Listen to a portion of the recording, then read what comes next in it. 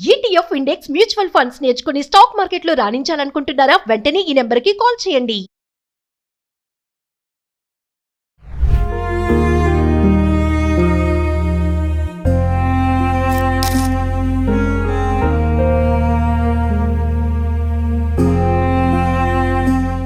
Animal lovers కొంచెం జాగ్రత్తగా ఉండండి. మరీ మీ పెంపుడు జంతువుల్ని మీద పెట్టుకోవడం, పక్కన వేసుకోవడము, ఇంకా వాటితో మీరు చాలా ప్రేమగా ఆప్యాయంగా కూడా ఉంటారు కదా, కొంచెం జాగ్రత్తగా ఉండండి.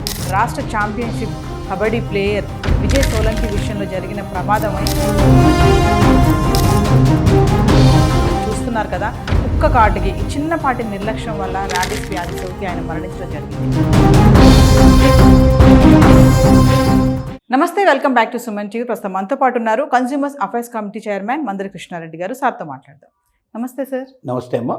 సార్, యానిమల్ లవర్స్ చూస్తాం కదా, చాలామంది కుక్కల్ని పెంచే వాళ్ళు ఏంటంటే అసలు ఇంకా మనుషులతో కంటే వాటితో చాలా క్లోజ్గా ఉంటారు. ఇంకా మీద వేసుకోవడం, ఇట్లా నాకించుకోవడము, ఇట్లా చేస్తూ ఉంటారు. మరి ఇప్పుడు ఈ కబడ్డీ ప్లేయర్ విషయంలో చూసుకుంటే ఎంత దారుణం అంటే, ఆ వీడియో చూస్తే అసలు మరి గోల్డ్ మెడల్ సాధించినటువంటి ప్లేయర్ ఈరోజు చిన్నపాటి నిర్లక్ష్యం వల్ల చనిపోవడం జరిగింది. ఒక్కసారి మనం దాని గురించి మాట్లాడుకుంటాం. నిజంగా విజయ్ సోలంకి విషయంలో జరిగినటువంటి ఘటన ప్రపంచానికంతా కళ్ళు తెరిపించేటువంటి ఘటనగా చెప్పుకోవచ్చు. మన గతంలో ఏ ఆలోచనలు ఉండేవంటే, ఏదైనా ఒక జంతువు గట్టిగా కొరికి బాగా కుక్కలు కానీ లేకపోతే పిల్లులు కానీ లేకపోతే పెంపుడు జంతువులు చాలా గట్టిగా కొరికినప్పుడు మాత్రమే రాబిస్ వ్యాధి వచ్చే అవకాశాలు ఉంటాయని అనుకుంటూ ఉండేవాడు. విజయ్ సోలంకి విషయంలో జరిగింది ఏంటంటే, ఒక కుక్క మురికాలులో పడింది. అతను పెద్ద కబడ్డీ ప్లేయర్, మనందరికీ తెలిసిన విషయమే, జాతీయ ఛాంపియన్. మానవతా దృక్పథంతో తనకు సంబంధించిన కుక్క కూడా కాదు, ఎవరి కుక్కో మురికాలులో పడింది.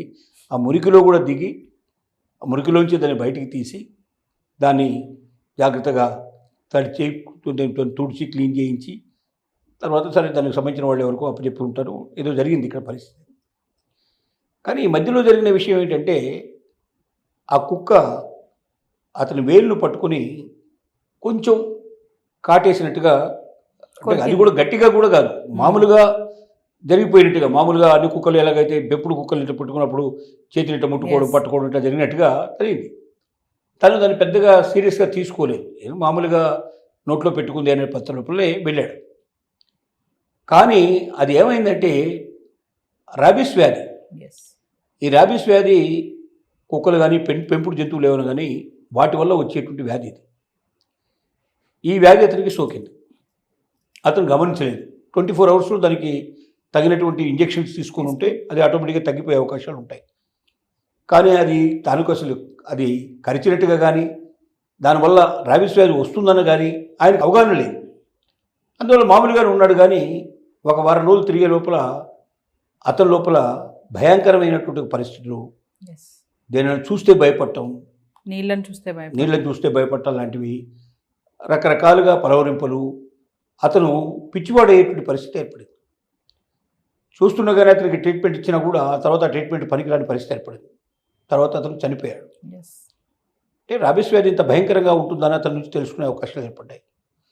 గతంలో కూడా సంఘటనలు చాలా ఉన్నాయి. కానీ గట్టిగా కరిచి రక్తం వచ్చేటట్టుగా అయినప్పుడు మాత్రమే డాక్టర్ దగ్గరికి వెళ్ళడం, వెంటనే ర్యాబిస్కి సంబంధించిన ఇంజెక్షన్స్ ఇవ్వడం. అంతకుముందు బొడ్డు చుట్టూ ఇచ్చేవాడు. ఇప్పుడు బొడ్డు చుట్టూ ఇవ్వాల్సిన అవసరం లేకుండా దానికి పద్ధతి కూడా ఏర్పాటు చేశారు. ఇప్పుడు మామూలు ఇంజెక్షన్ రూపంలో ఇచ్చేటువంటి పరిస్థితులు కూడా ఇప్పుడు ఏర్పడ్డాయి. ఇంకోటి, పెంపుడు జంతువులు కొరకడం వల్లనే కాదు, దాని సెలైవా ఏదైతే ఉంటుందో నోట్లోంచి కారేటువంటి ఉమ్మి లాంటిది, అది పడ్డా కూడా మన దగ్గర ఏదైనా గాయం ఉంటే ఆ గాయంలో పడ్డా కూడా ఇది వచ్చే అవకాశాలు ఉంటాయి. అంటే కొరికినప్పుడు జరిగేది ఏంటంటే, ఆ సెలైవా మన ఒంట్లో రక్తానికి తగులుతుంది. తగలడం వల్ల ఈ ర్యాబిస్ వ్యాధి వస్తుంది. మామూలుగా ఎవరికైనా గాయం ఉండేవాళ్ళు కూడా జంతువుల దగ్గర తీసుకొని, పెంపుడు జంతువుల దగ్గర తీసుకున్నప్పుడు అది ఇలాగా నోటితో ఇలా అనుకుంటున్నప్పుడు సెలైవా ఒక్కోసారి జారి పడుతుంది. అలా జారి ఒకవేళ ఆ గాయం మీద పడ్డా కూడా ఈ ర్యాబిస్ వచ్చే అవకాశాలు ఉన్నాయి. కాబట్టి ప్రపంచవ్యాప్తంగా జంతు ప్రేమికులు చాలామంది ఉన్నారు. ప్రేమించండి, జంతువులు తప్పులేదు. కానీ దాంతో మన దగ్గర తీసుకుంటున్నప్పుడు కొరికే అవకాశాన్ని కానీ, ఆ సెలైవా మన మీద పడే అవకాశాలు కానీ మనకేదైనా గాయమైనప్పుడు ముఖ్యంగా దాని గాయం మీద పడే అవకాశం కానీ ఇలాంటివి లేకుండా చూడాల్సిన అవసరం ఉంది. చాలా జాగ్రత్త పడాల్సిన అవసరం ఉంది. చాలామంది అయితే అసలు దాని మీద పెట్టుకుని పడుకుంటూ ఉంటారు, ఇంకా వాటితోటే ఉంటారు, వాటితో కొంతమంది ఆడుతూ సార్. ఉంటారు, Yes. వాటితో జీవితంతో గడుపుతూ ఉంటారు. కానీ ఎక్కడ ఏ చిన్న పొరపాటు జరిగినా, ఎందుకంటే మనకి ఎప్పుడు ఏ గాయం అవుతుందో మనకే తెలియదు. Yes. చిన్న చిన్న గాయాలైనా సరే ఆ సెలవు వచ్చి దాని మీద పడితే ఆటోమేటిక్గా మనకు రాబీస్ వస్తుందనే విషయం మనకు తెలియదు.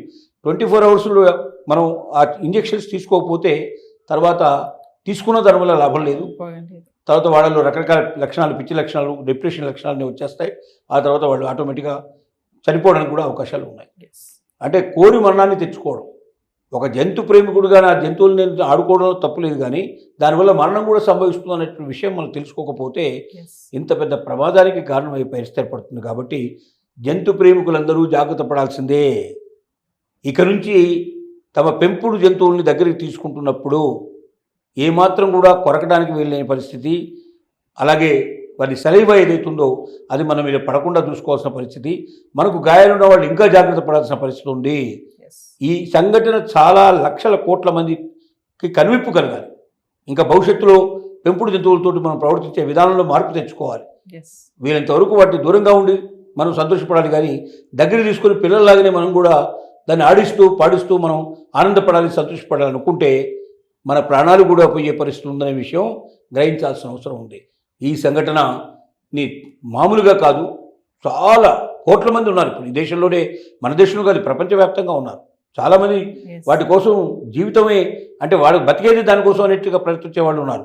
అది చనిపోయినప్పుడు మామూలు దానికి కాకుండా అంత్యక్రియలు చాలా గొప్పగా చేసేవాళ్ళు ఉన్నారు. కోట్ల Yes. రూపాయలు ఖర్చు పెట్టిన వాళ్ళు ఉన్నారు. అమెరికా లాంటి దేశంలో పెంపుడు కుక్కలకి, పెంపుడు పిల్లులకి కోట్లాది రూపాయలు వాళ్ళు చనిపోయిన తర్వాత వాళ్ళ ఆస్తులు కూడా దానికి దానం చేస్తారు. అంటే ఇంత బాగా జంతు ప్రేమికులు ఉన్నటువంటి ప్రపంచంలో జంతువుల ద్వారా ఇలాంటి ఒక ప్రమాదకరమైన పరిస్థితి ఉందనే విషయాన్ని గ్రహించాల్సిన అవసరం, తెలుసుకోవాల్సిన అవసరం. జంతువుని మనం తెచ్చుకున్నప్పటి నుంచి దాన్ని పూర్తిగా మనకు దూరంగా ఉంచేదాకా ఈ జాగ్రత్తలు పాటించకపోతే కోరి ప్రాణాలతో ముప్పు తెచ్చుకునే పరిస్థితి ఏర్పడుతున్న విషయం గ్రహించాల్సిన అవసరం ఉంది. Yes. Thank you, sir.